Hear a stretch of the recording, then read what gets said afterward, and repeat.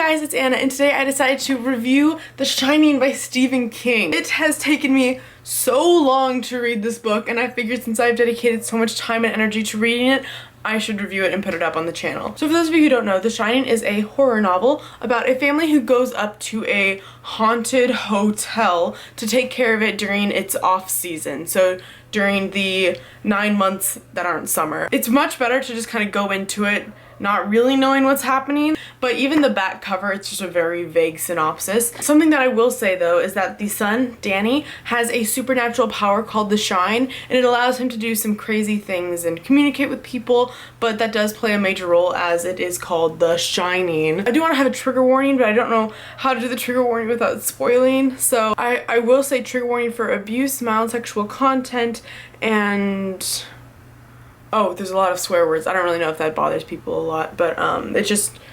that's the thing that's in here, so I thought I'd say it. Now, this was actually my first horror novel that I've ever read. What I've found is that horror novels don't really scare me. For me, what really scares me is more like the movies, the adaptations, because then I'm actually seeing things that are happening. Well, Stephen King does an excellent job describing and using imagery to show how much blood is splattered on the walls. It didn't really, like, in my mind, it was just kind of like,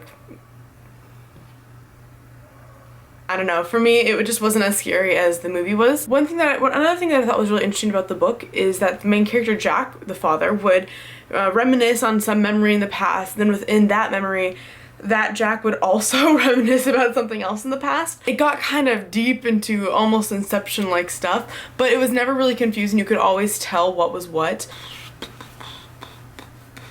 It is 660 pages, so it can get a little dry when you're going into the background of the characters or the background of the hotel. It can get kind of dry, but then it'll pick up again really quickly. It doesn't really slow down for that long. It normally picks itself up very fast. The movie was adapted, but in a different way, like they took a different turn, and the movie was definitely excellent, but I wouldn't go into the book thinking that it's gonna be very similar to the movie. Oh, so the perspective of the novel is third person omniscient,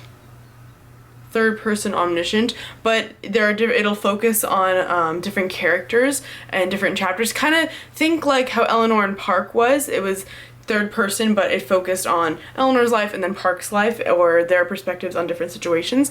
So that's kind of what The Shining did too. One chapter would be third person, but it would be focusing on Danny, and you could also kind of hear his thoughts. So it's kind of like mixed between third person and first person. It's really interesting, and it's not confusing at all. This is the first Stephen King book that I've read, and I am so glad that I picked it up. It's amazing. I would definitely give it 5 out of 5 stars. This is definitely going on my favorite shelf up there. Anyway, thanks so much for watching. I hope you enjoyed this video. If you did, give it a thumbs up, and I'll see you in the next video. Goodbye.